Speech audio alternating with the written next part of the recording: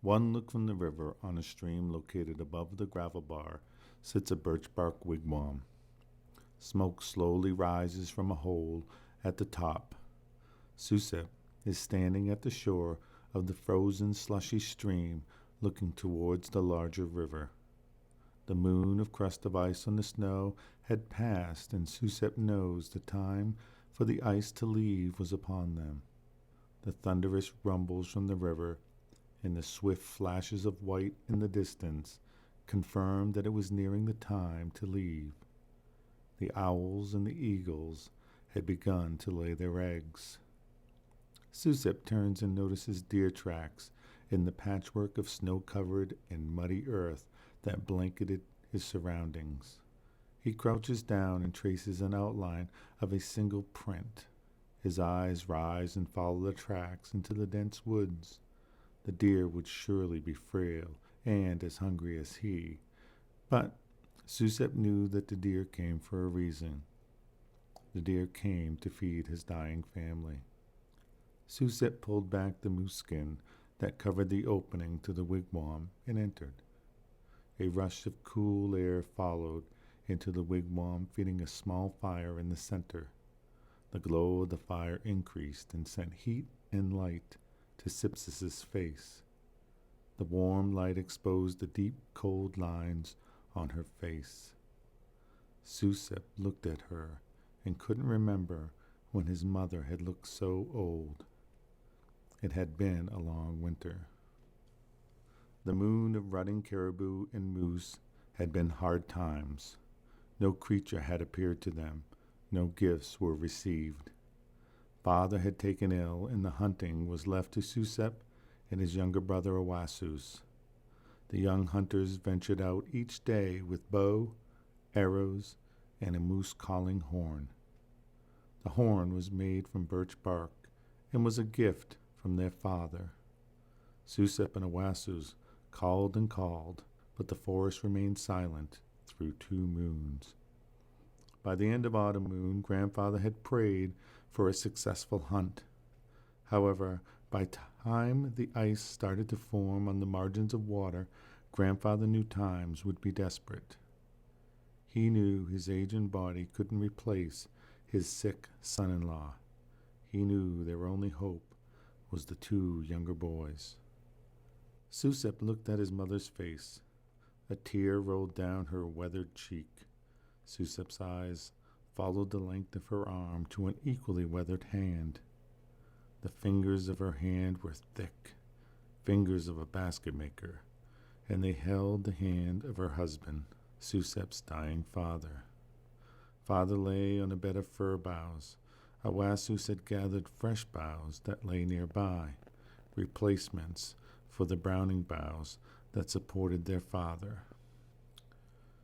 Awasus was busy gathering hunting equipment. The snowshoes wouldn't be needed. They had gotten their use all winter, without success. Susep's eyes returned to his mother's and then traced her other arm to Grandfather. Like father, Grandfather was now ill, and the boy's mother stood between her father and her husband and just stared desperately at Susep. Susep's eyes softened as he peered at Grandfather. Unlike his father's eyes, Susep's grandfather's eyes were open. Susep remembered the story he had told him during the moon, where little food is found grudgingly. Grandfather had told the boys a cautionary tale of a Sasset. Although Awasus was untrained as a hunter and much too young for such training, Grandfather insisted that he accompany Susep on the winter hunts. The story of a Sasset was a cautionary tale that warned winter hunters of a creature that would consume hunters who dared hunt alone in winter moons. A Sasset appears as a blue flaming skeleton, and if you saw him, you would surely perish.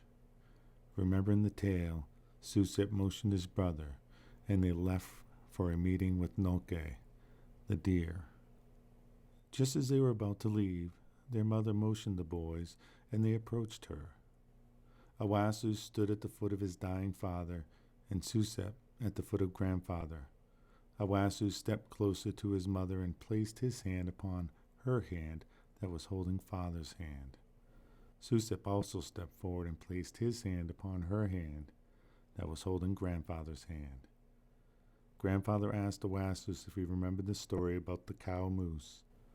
Awasus shook his head yes, as his free hand found a leather sheath hanging from a belt.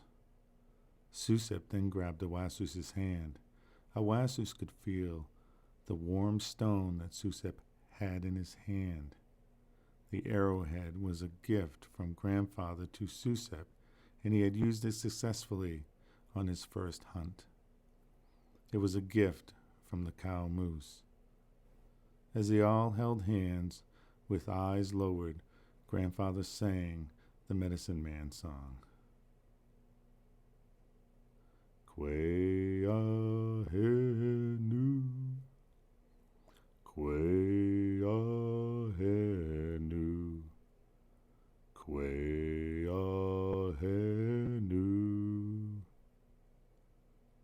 Henu-ya, Henu, Henu-ya, Henu-ya,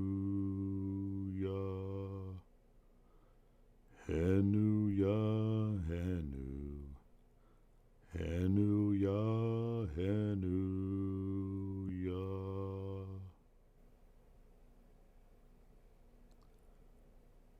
As the boys came into the outdoors, they looked to the river. The broken ice and the frigid water rumbled and quaked as the swollen river pushed the icy mix to the sea. Soon it would be time for them to do the same, go to the sea. But first, they had a meeting with Nolke, the deer. Susep led the way and followed the tracks across the patchwork of snow on the ground.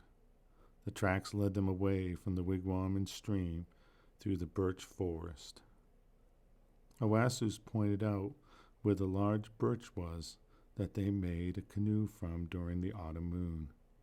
Susep saw that the tree was healing nicely. Father had completely removed the bark from around the tree, and this extended the canoe's length up the tree. Where the bark was removed had been a bright yellowish-orange section of tree. It stood out amongst a vast grove of white birch trees. However, as the moons had passed, the tree had healed to a darker color, becoming less noticeable. Awasus continued on the trail of the deer, finding the tracks through the occasional patch of snow. The gray sky hid the sun's progress across the sky as they progressed further away from their family. It wasn't until almost dark that the sky became clear. Susep and Awasus stopped by a pond and watched as the shadows of the trees consumed the landscape in the distance. The day was ending, and the boys faced the direction of its return. With the fire crackling and the boys around it, the day became dark.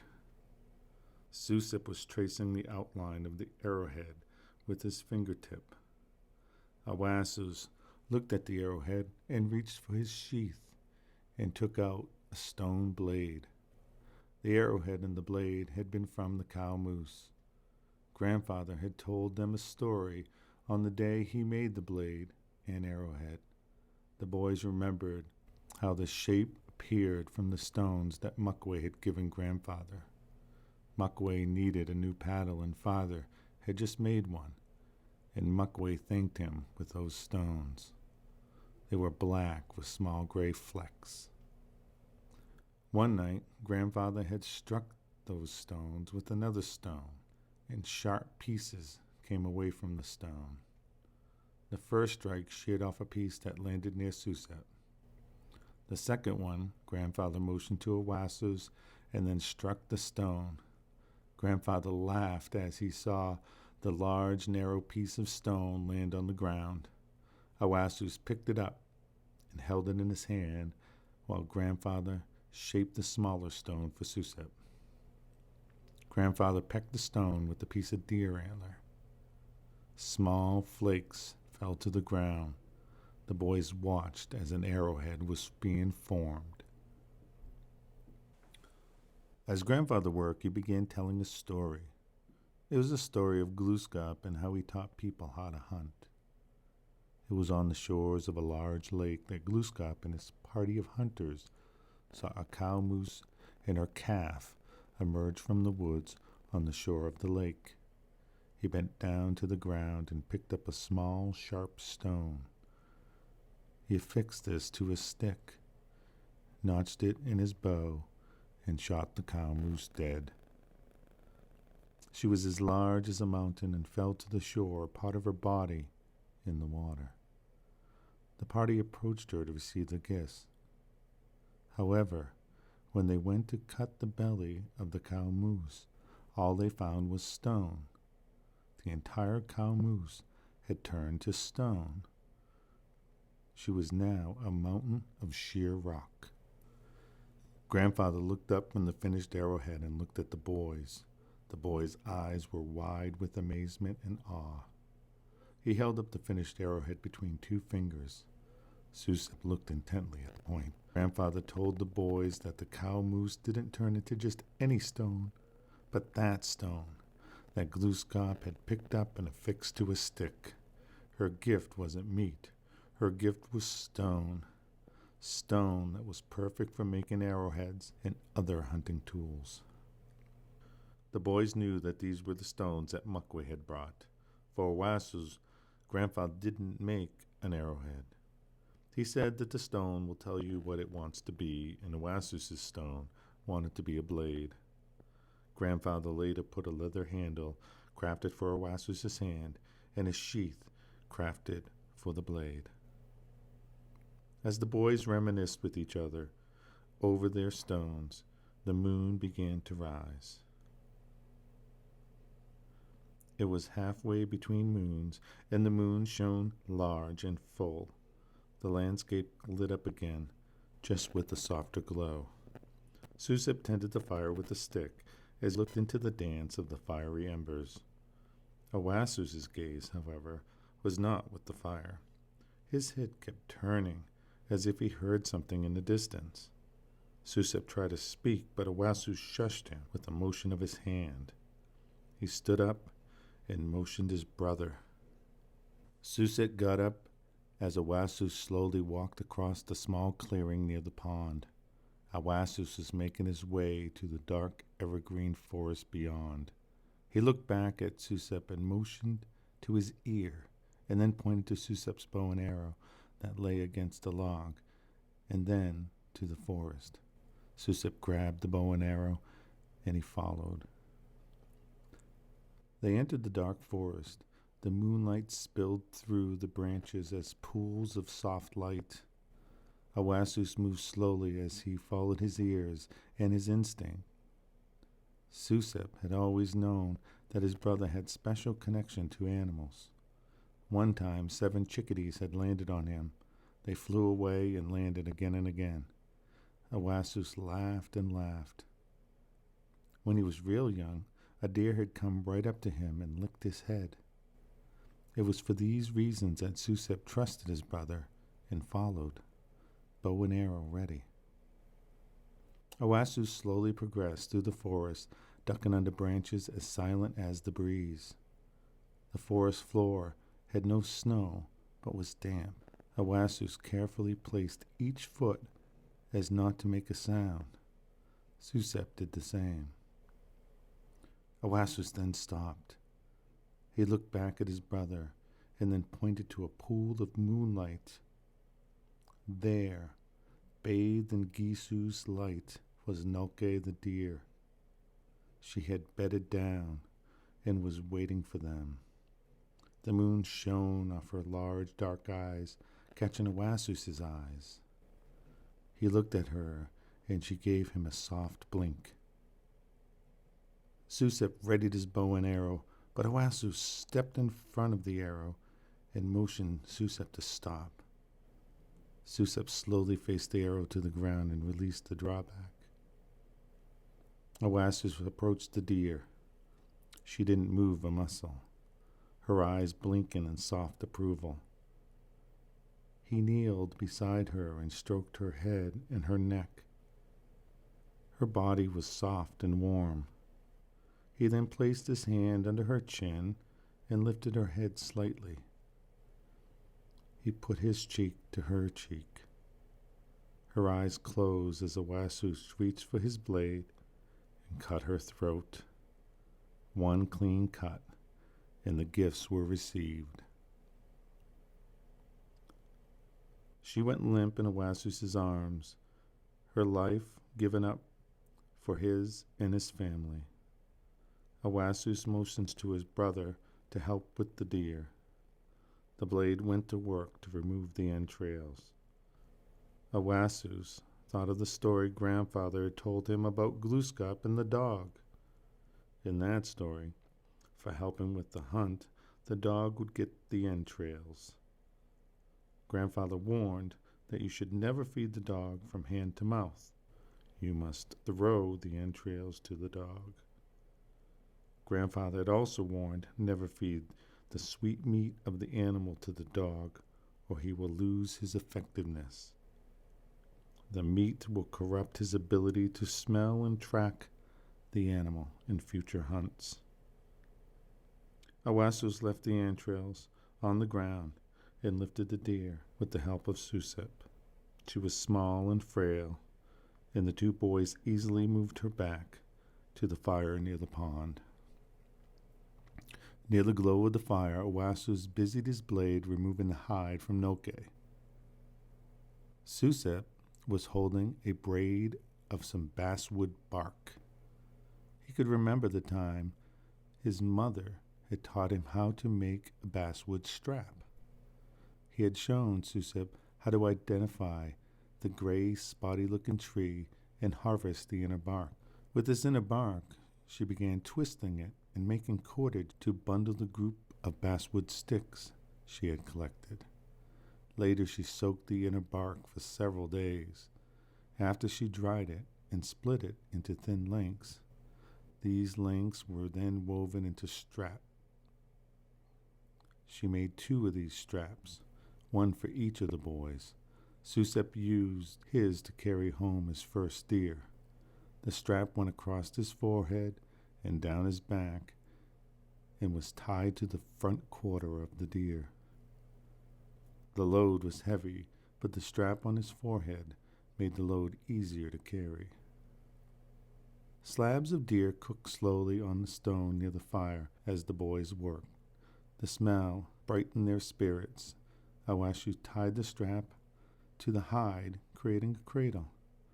The boys ate and slept with full bellies. When they awoke, the embers of the fire were hidden under an ash-gray blanket. Puffs of ashenif rose as Susep threw small twigs on into the fireplace. His face glowed orange as he blew his breath-given life to the embers and given a rebirth to the flame. The sun was rising, and Owasso watched as he chewed on a small piece of meat. The boys had little sleep. They had prepared Noke for travel. She was quartered and packed and hung from a branch of a tree awaiting transport. As the boys donned the packs for the journey, they considered their options for travel. They had followed Noke through the dense forest and across an immense bog. She had led them safely through the wetlands and to the top of a hill where they currently sat. The journey home through the bog was now more concerning, with the weight of Noke to carry. Susep knew they had to go a greater distance to make it home safely. Susep told Owasso how father had told him that there was a highland that they could travel high above the wetlands. This snake-like feature was well traveled by hunters, and if followed, would take you the same direction as the river. They would follow this to the stream where grandfather, father, and mother were. The boys set off with urgency. Their family needed food.